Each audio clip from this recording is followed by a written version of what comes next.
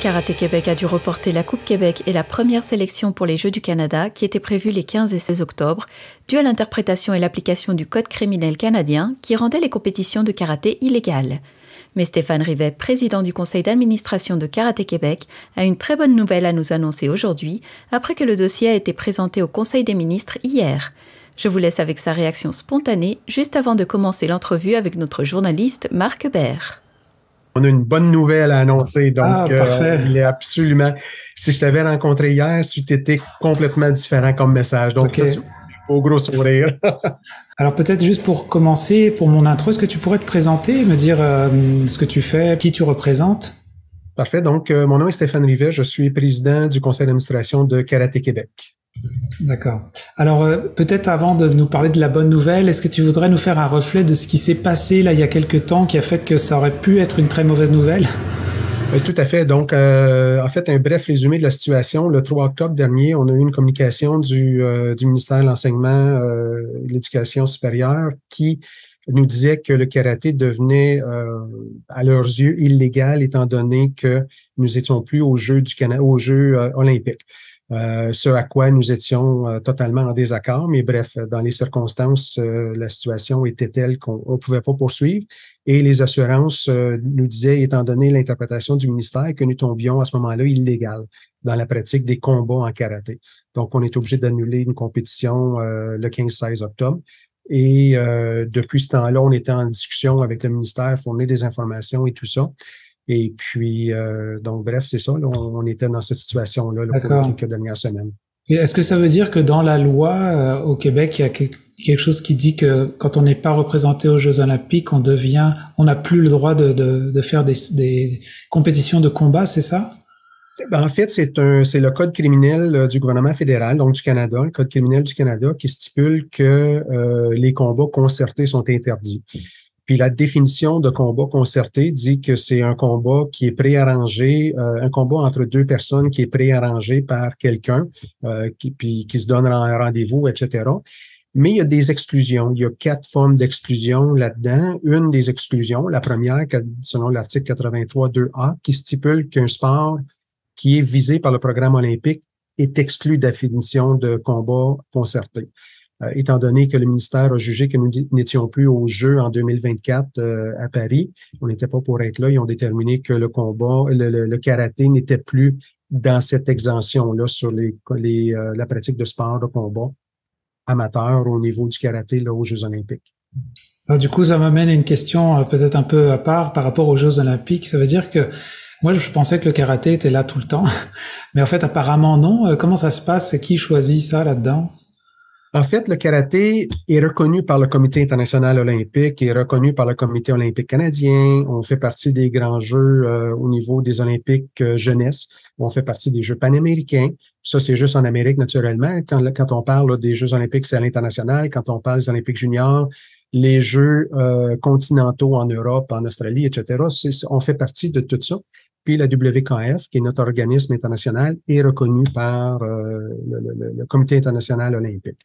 Donc, il y a la reconnaissance. Par contre, en n'étant pas au jeu, le karaté se trouve à être dans des sports facultatifs au niveau des Jeux olympiques. Puis ce sont les comités locaux, d'organisations locaux qui choisissent quel sport optionnel va être retenu.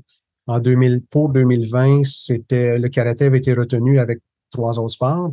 En 2024, la France, le comité organisateur de Paris, ont choisi d'autres sports que le karaté à ce moment-là.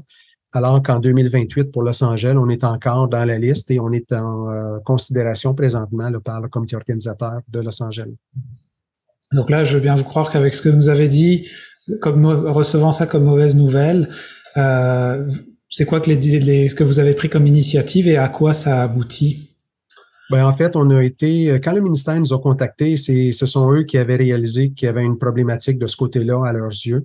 Donc, ça nous a mis une douche froide à ce moment-là, naturellement, sur les opérations, sur les compétitions pour nos athlètes, nos gens qui veulent compétitionner, que ce soit au niveau récréatif ou compétitif, hein, ça l'affecte tout le monde à ce moment-là. Donc, on a vraiment travaillé avec le ministère pour trouver une solution. Le ministère a rédigé à ce moment-là, jusqu'à tout récemment, on n'était pas au courant exactement quelle était la finalité de tout ça. Par contre, ce matin, on a eu l'excellente nouvelle comme quoi il y avait un décret qui a été proposé au Conseil des ministres et la ministre Charest, qui a été reconduite comme ministre responsable des sports, loisirs et du plein air aussi, a porté le dossier au Conseil des ministres hier et a pu obtenir l'assentiment, l'approbation du décret, ce qui fait en sorte que maintenant le karaté, en vertu de 83.2b, bénéficie d'une exemption, d'une exclusion au niveau de la définition de combat concerté. Donc, le karaté amateur est maintenant reconnu comme étant légal au Québec de ce fait. Bon, est-ce que ça veut dire que ça, c'est temporaire ou non? C'est quelque chose qui est là et installé?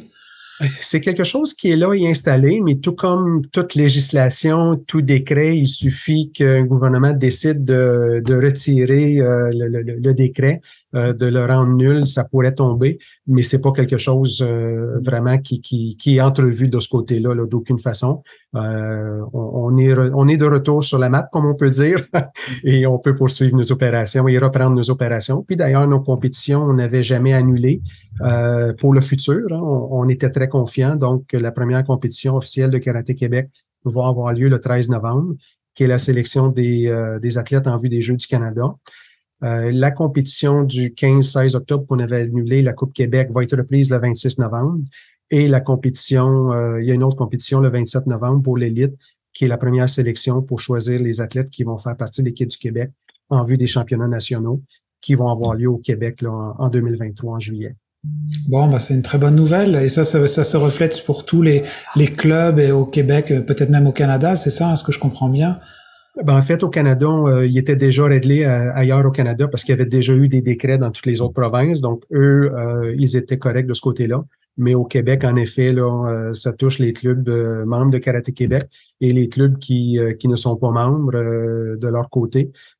Il y a des choses qui leur appartiennent de ce côté-là, mais au niveau du circuit officiel reconnu par le gouvernement du Canada, par le gouvernement du Québec et qui offre les différents avantages qui peuvent bénéficier là, en termes de services aux athlètes et d'options sur les grands jeux, etc. Là. Donc, ça aussi, on peut reprendre et bénéficier de cette exclusion-là.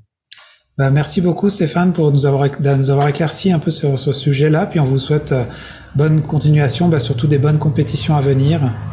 Parfait. Merci beaucoup à vous de nous avoir reçus. Vous écoutez votre reflet d'ici. Revoyez tous nos reportages sur notre site Internet.